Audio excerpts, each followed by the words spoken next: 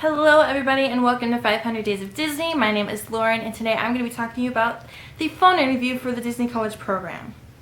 So if you don't know what the Disney College program is, be sure to check out my previous video in which I briefly discuss what the program is and how to apply and the process you will go through to acceptance.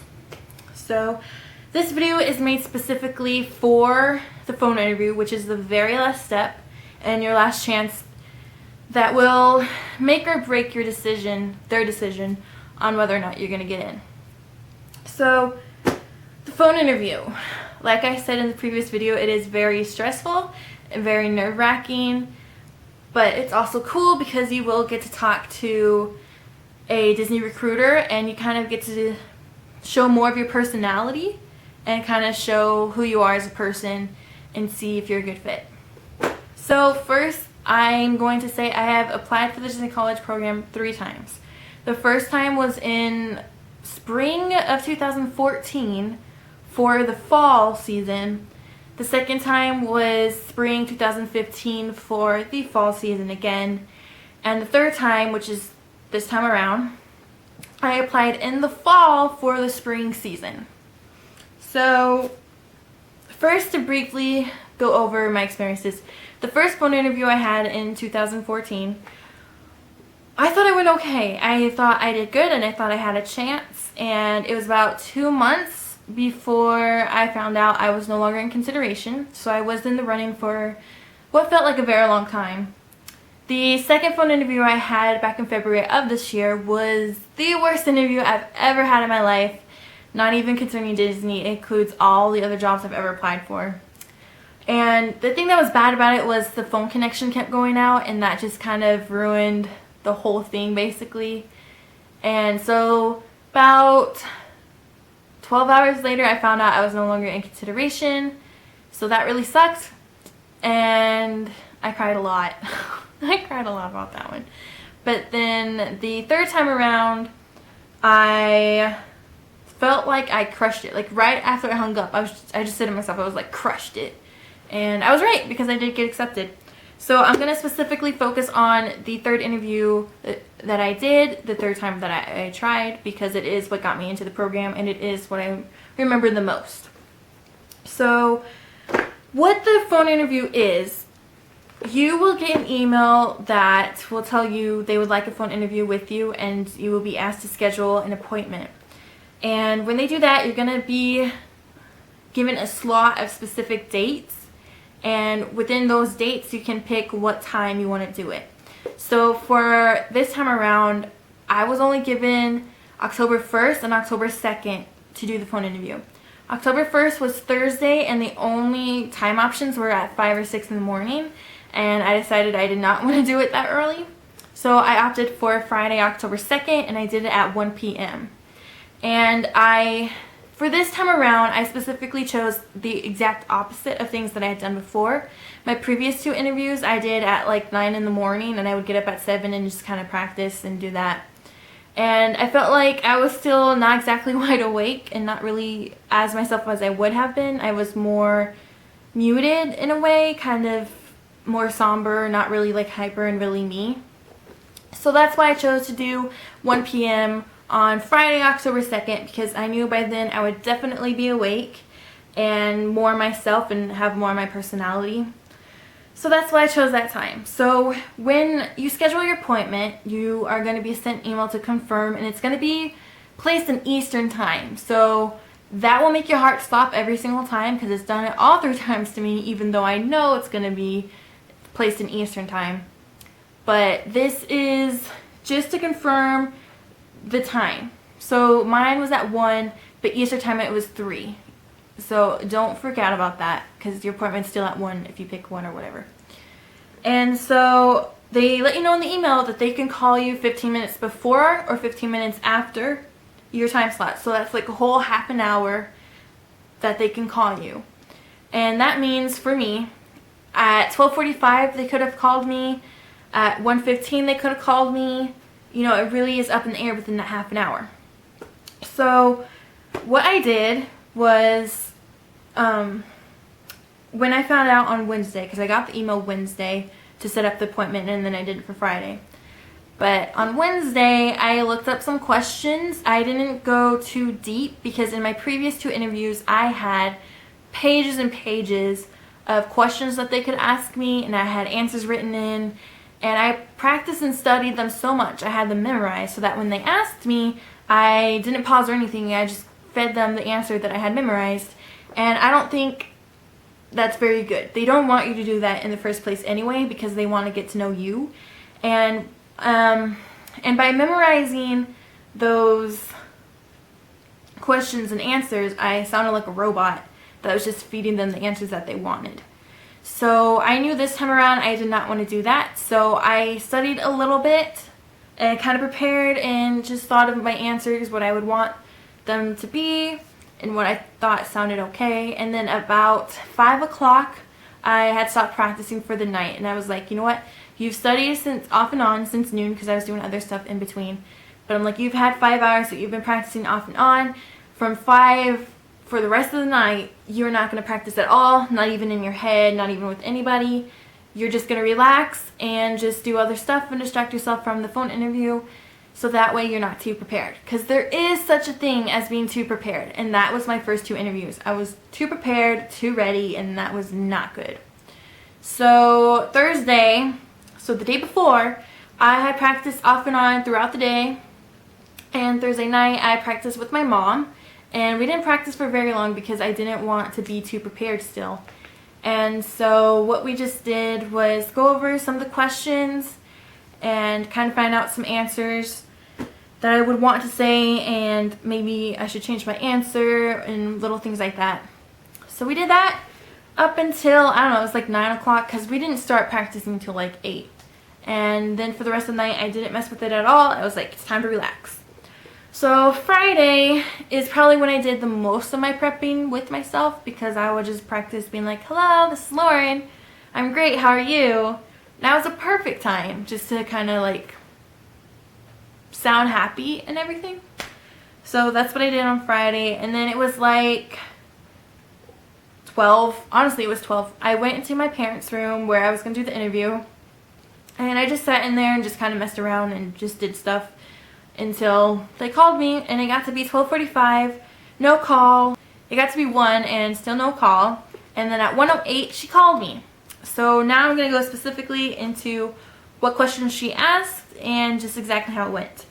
So what I had prepared Thursday, the night before, is this notebook. I hope you can see that. But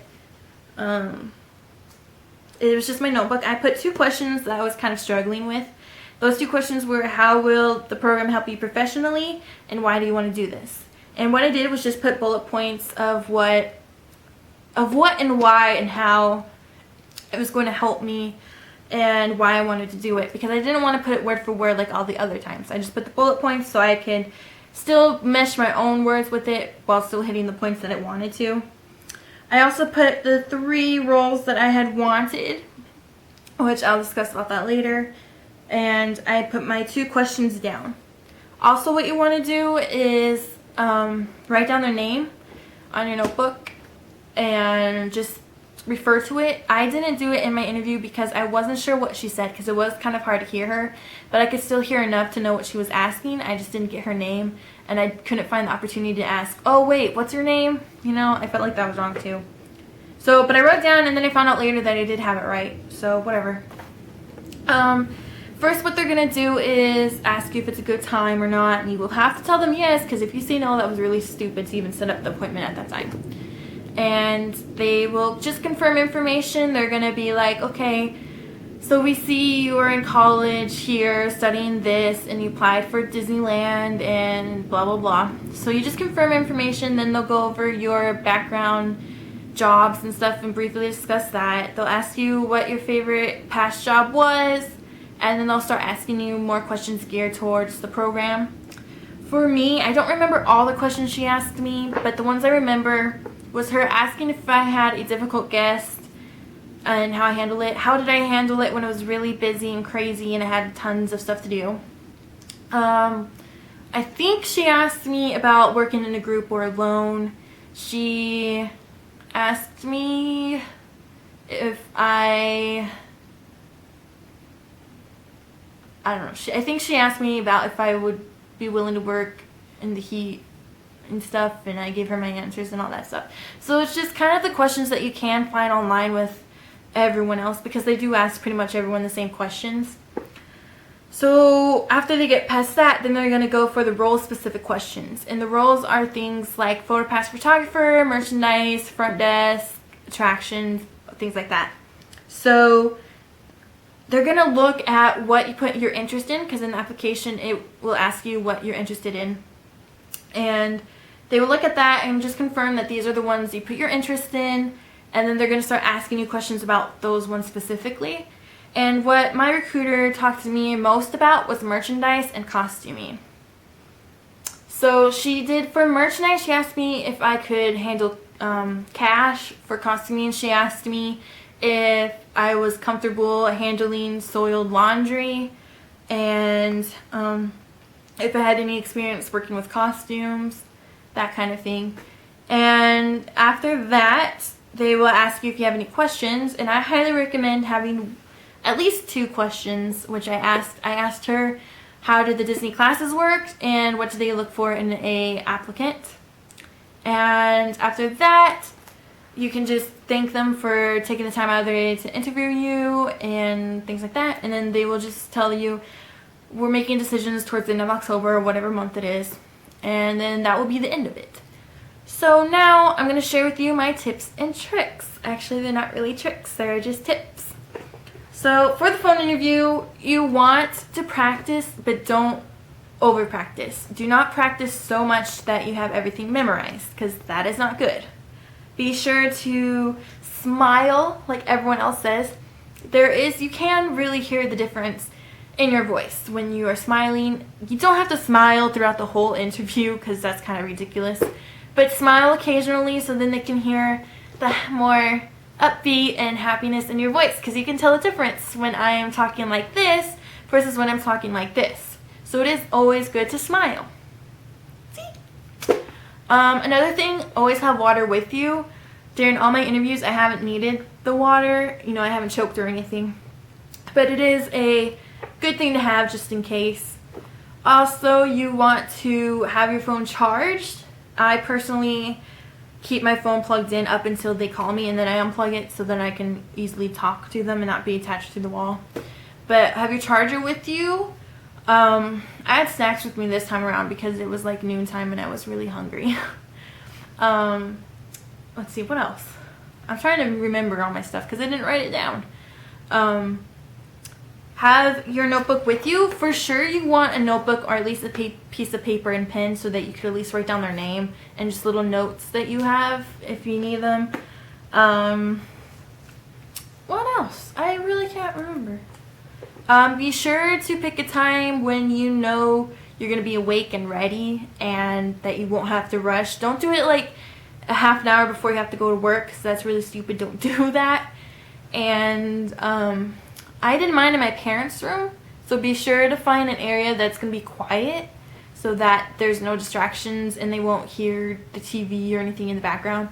The reason why I did it in my parents' room this year is because the first 2 times I did it in my room, and I don't know if that affected me somehow, but I decided I wanted to do it in my parents' room this time around. And I closed the door and locked it, and I debated of doing the interview downstairs in the kitchen, but I decided against that because if my dog wakes up, she will start barking like crazy and would be really, really loud because she wants to go use the bathroom. So I did it in my parents' room so that I'd be able to close the door and kind of mute it a little bit. And then if she did start barking, then I could go into their closet, which it's a lot more quieter. So that's what I did. So be sure you're not going to have any distractions, any loud noises. Like if you have siblings, like younger siblings that will run around and scream and stuff and play, stay away from them for that duration of the interview, just so they can't hear it, because that's not going to be good if they can hear kids screaming or dogs barking or the TV in the background, because they don't want that. This is a professional interview. It is a job, and you need to treat it like a job, and they are treating it like a job now too, because before it used to be, what can Disney do for you? But now it's, what can you do for Disney? and you really need to treat it like what it is. It is an internship, and you are, like, yes, they're going to be giving you lots of benefits and apartments and places to stay. And okay, so in the midst of my editing the phone interview video, I realized that my camera died right in the ending of the video, so I have to refilm this, and it's on my iPhone, so forgive me if the quality is different or whatever. But my point is, yes, the Disney College program has really great benefits, and it's just like, you know, getting into the parks for free and all your discounts and stuff like that. But it is still a job, it is still an internship that you're trying to get, so you still need to be professional while also showing your excitement for the company and showing your personality. But still keep in mind, it is a job, it is an internship, and there's a lot on the line for it, really. But as long as you stay professional and still show your personality and being happy and upbeat, you should be fine. If you have any questions, just let me know, leave a comment, whatever. Yeah, just let me know and I'll answer all the questions that you have. Thank you for watching and have a magical day.